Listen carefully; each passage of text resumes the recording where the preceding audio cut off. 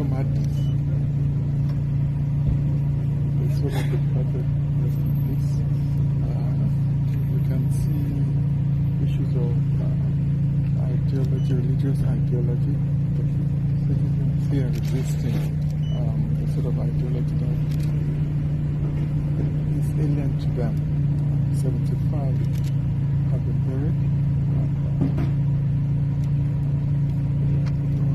I'm short of words, but we thank the security agencies for their work. Also commend the President for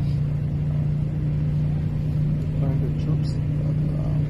A new battalion coming in here, a new operation.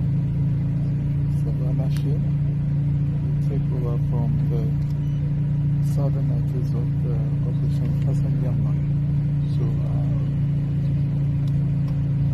going to certainly get better. We're at the border with Niger State, right at the border with Niger State, and the Kanji forest where they are. So this issue is being tackled. We're also on the border with the Republic of Benin.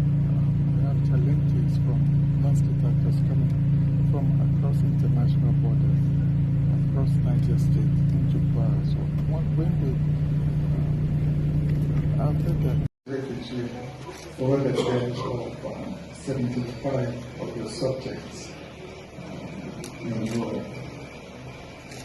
I like gambling and Nigerianpolitics.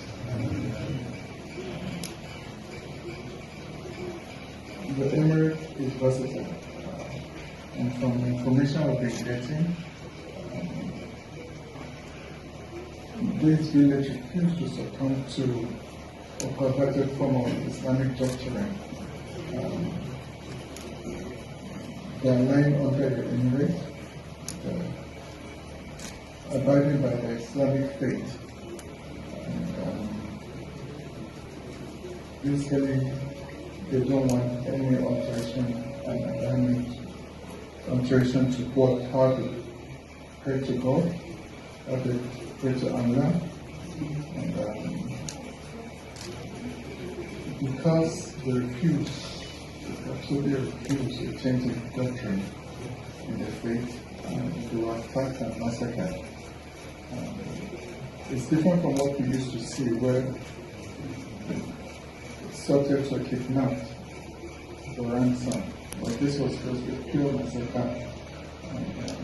It's something we truly condemn, and I'm quite sure with you.